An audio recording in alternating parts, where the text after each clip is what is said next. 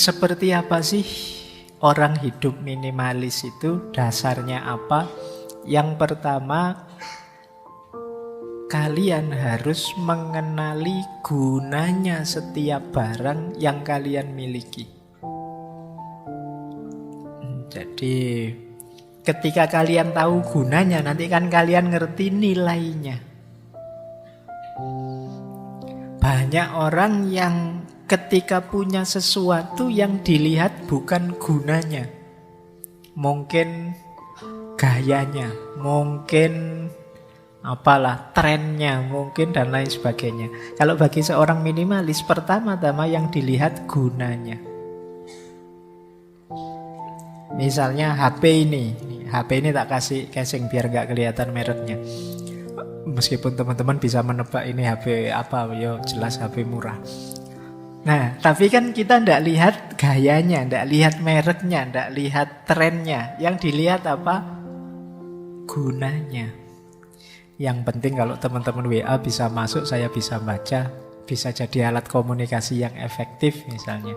Nah, itu yang dilihat gunanya. Saya ndak tahu ada ndak yang malam hari ini hadir dan misalnya HP-nya tiap tahun ganti. Dia merasa out of date kalau wah ini sudah waktunya S22 kok saya masih S21 misalnya. Itu dia gelisah kalau begitu. Nah, ini kemungkinan perlu belajar minimalis. Jadi memahami sesuatu itu dari gunanya pertama-tama. Baik. Yang kedua, hindari mengafiliasikan diri kita dengan barang yang kita miliki. Menilai diri atau menilai orang dari barang yang kita miliki. Kita bukan barang kita. Jadi jangan membaca statusnya orang, nilai orang dari apa yang dia miliki. Wah, HP-nya terbaru ya, ini yang iPhone yang terbaru ini. Wah, ini yang Galaxy Z yang Fold ini paling mahal ini. Ini HP sekecil ini harganya satu motor misalnya. Terus kamu wah ini perlu dihargai orang ini. Enggak, engkau bukan barang yang engkau pakai. Wah motornya misalnya. Enggak, jangan menilai orang atau apalagi menilai dirimu dari barangnya. Banyak orang-orang besar itu yang sederhana sekali gaya hidupnya. Jadi itu rumus kedua, jangan menilai dari barang. Wah bajunya branded terus ya misalnya. Nah, itu menilai dari barangnya. Yang ketiga, ini prinsip selanjutnya, ini nyambung dengan yang keempat. Sedikit barang itu sama dengan sedikit stres. Sedikit barang membuat kita lebih merdeka. Tadi saya bilang, semakin banyak kita punya sesuatu kan semakin repot.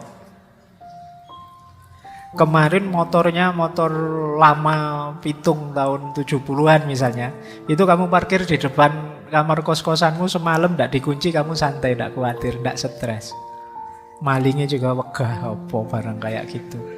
Tidak imbang dengan resikonya. Tapi kalau motormu yang terbaru, yang fresh, yang mahal, kamu kepikiran terus. Waduh, ini motorku di luar jangan-jangan ada yang nyenggol, jangan-jangan ada yang itu. Kalau kamu naikinnya pun kan juga agak hati-hati, jangan sampai kegores apapun. Nah, kamu pokoknya hati-hati, stresnya banyak. Tapi kalau motormu motor lama kan, alah kegores, kesenggol apa, yang rugi yang nyenggol.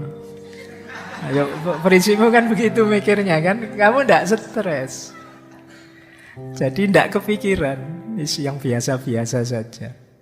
Oke, cuma jangan dianalogikan pasangan ya. Nyari jangan yang cakep-cakep Pak, biar tidak kepikiran. Nyari yang biasa-biasa saja, santai saja, di mana-mana kita tidak khawatir. Apa ada yang mau? Tidak ke situ ya arahnya. Ini barang yang kita miliki. Jadi semakin sedikit yang kita miliki tambah nyaman dan kita tambah merdeka. Yang punya motor Ya harus mikiri servis, mikir kadang ban bocor, mikir macam-macam. Yang ndak punya motor ndak kepikiran itu. Maka kalian harus jeli kapan aku perlu motor, kapan tidak. Kapan aku perlu mobil, kapan tidak. Bukan berarti jangan punya motor atau jangan punya mobil, ndak. Coba kamu baca guna tadi loh yang nomor 1. Kapan harusnya kamu saatnya punya motor. Misalnya, Pak, saya antara kos-kosan saya dengan kampus itu paling sekitar 100 meter. Nah, kalau 100 meter apa penting kamu punya motor misalnya. Tapi kalau ingin jalan-jalan kemana-mana, sekarang angkutan umum banyak. Ada Trans Jogja, ada macam-macam, ada Gojek, ada apa yang sekarang tidak ada misalnya. Ini jadi kamu mikir guna. Tidak sekedar mikir gengsi, tidak sekedar mikir tren. Nah, prinsip yang kelima, kalau tadi sedikit stres, lebih merdeka. Yang kelima adalah melepas keterikatan dengan barang. Iyalah misalnya kamu butuh motor, ya tetap kalian jangan terikat dengan kepemilikanmu. Kalau bahasa Jawane ya kalau kita punya harta, punya dunya, jangan kedunyan. Kedunyan itu sangat terikat dengan harta duniawi yang dia miliki. Jadi, ya itu tadi kayak punya motor, wah, kesenggol dikit, gores dikit itu rasanya dunia kiamat misalnya. Itu sangat terikat. Wah, kamu tidak bisa tidur kamu. Wah. Itu berarti kamu sangat terikat dengan kepemilikanmu. Mikirmu tidak simpel. Kalau mikir simpel, gores, ya sudah dibengkelkan nanti kan beres. Itu kan sederhana, tidak ruwet. Kenapa kamu stres? Ya karena kamu sangat terikat sehingga mikirnya jadi ruwet, jadi panjang. Baik, ya kalau bahasa kemarin pakai istilah overthinking. Mikirnya terlalu ruwet, terlalu muter-muter, mbok sudah simpel saja. Ya gores ya dibengkelkan, diputus ya cari lagi, kan sederhana. Kamu mikirnya terlalu ruwet. Oke, berpikir minimalis. Pak, saya kuliah tidak lulus lah ya. Mbok kamu pikir sampai stres ya tetap tidak lulus. Memang jelas tidak lulus. Ya diulang kan gitu aja sederhana. Tapi kan kamu stres mikir berpanjang-panjang karena itu.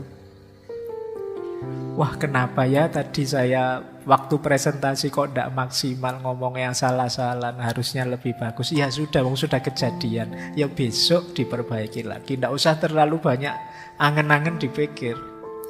Kadang-kadang kan kita begitu, salah ngomong saja itu menyesalnya sampai berbulan-bulan. Ngapain tadi aku ngomong gitu ya, ngapain tadi. Lalu sudah terlanjur keluar ya kalau salah minta maaf saja, selesai. Tapi kita sering bikin ruwet sesuatu yang simpel. Nah, pelajaran dari sini, lepaskan keterikatan.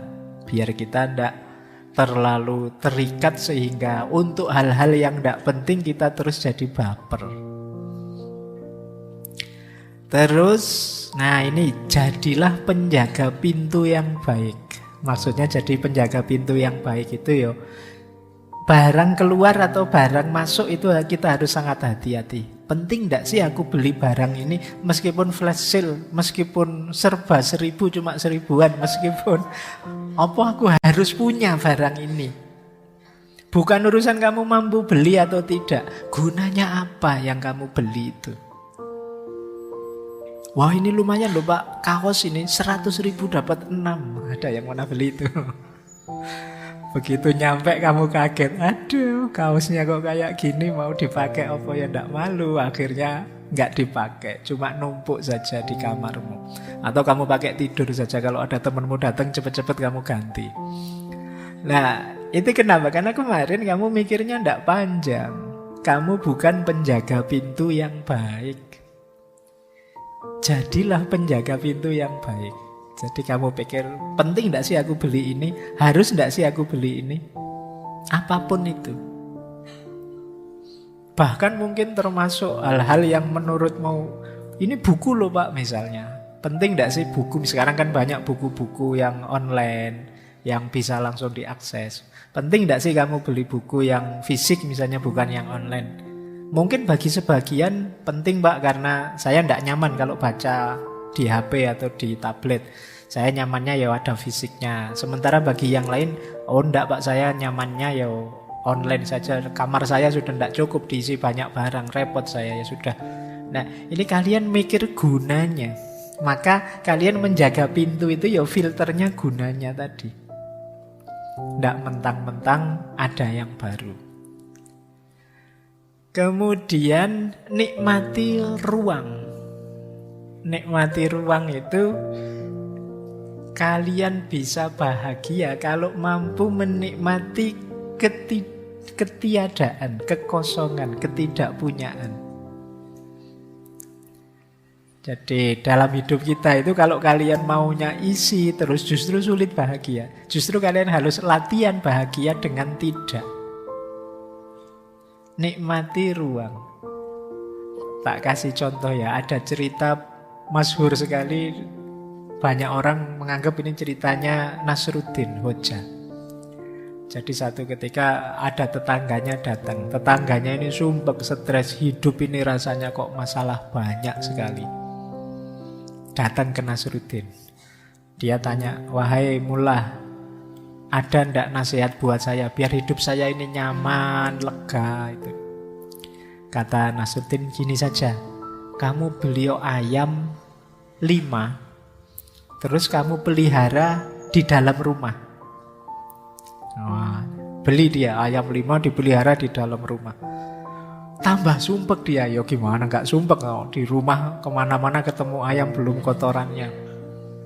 Datang lagi ke Nasruddin, gimana nasihat sampean? Saya tambah sumpek ini. Oh, kalau sampean masih sumpek, beliau kambing 2 saja, nanti pelihara di dalam rumah lagi. Karena yang ngomong mulahnya ya sudah, mungkin kemarin memang belum, masih proses. Beli dia kambing 2 di dalam rumah. Ayo tambah stres lagi dia. Oh ya ketambahan kambing apalagi.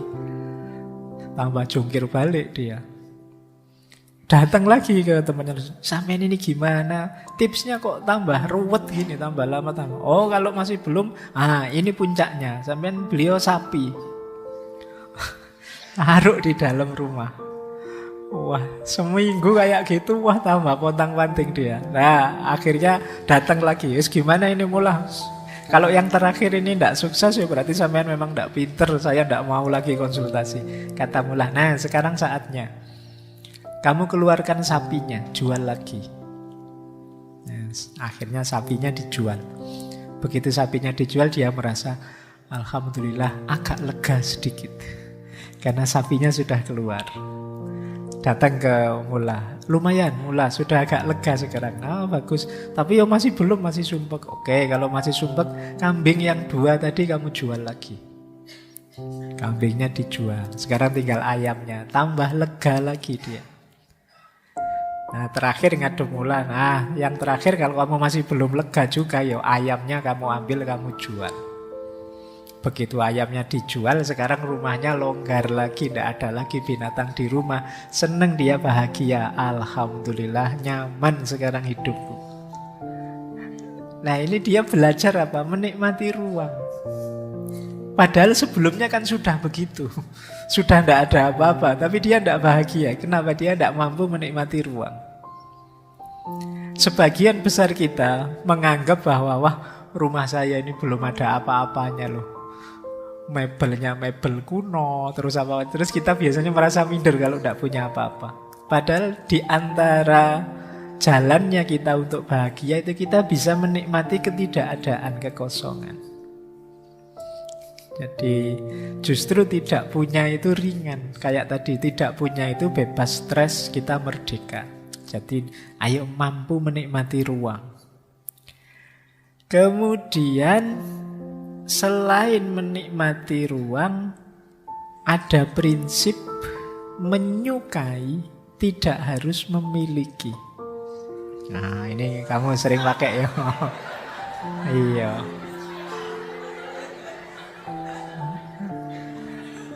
Kamu sering begitu ya. Oke, ini kan yang paling sering kamu pakai kan prinsip ini. Menyukai tidak harus memiliki. Ini biasanya kalau sudah ditembak terus ditolak kan ilmu ini keluar. Jadi gini loh, kita itu terbiasa ingin punya apa saja yang kita sukai. Padahal tidak harus memiliki, kita sudah bisa menikmati itu.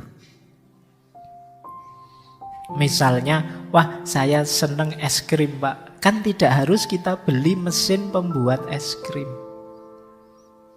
Itu namanya menyukai tidak harus memiliki.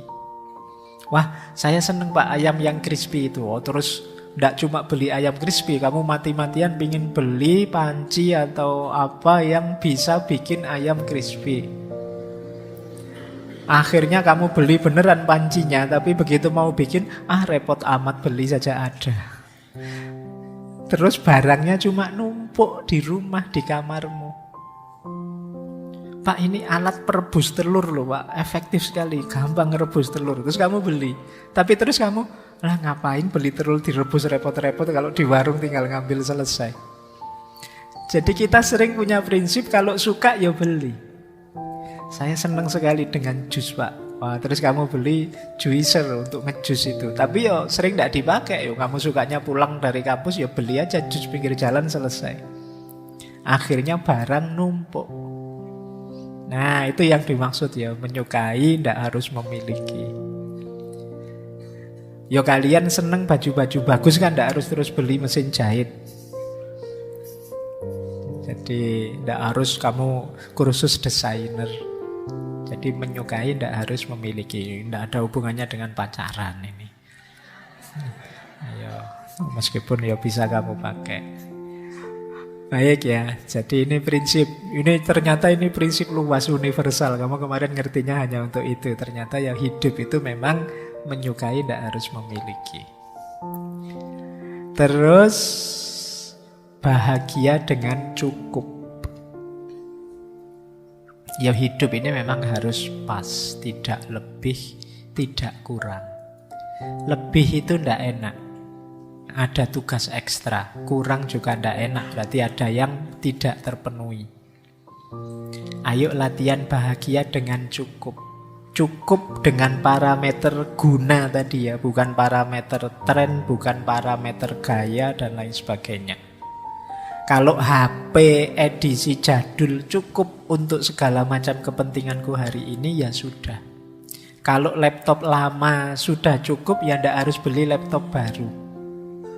Kecuali memang, Pak saya ini kan mahasiswa IT Pak, saya mahasiswa teknik informatika, kalau laptop kayak gini tidak cukup Pak. Ya beli ya berarti yang cukup.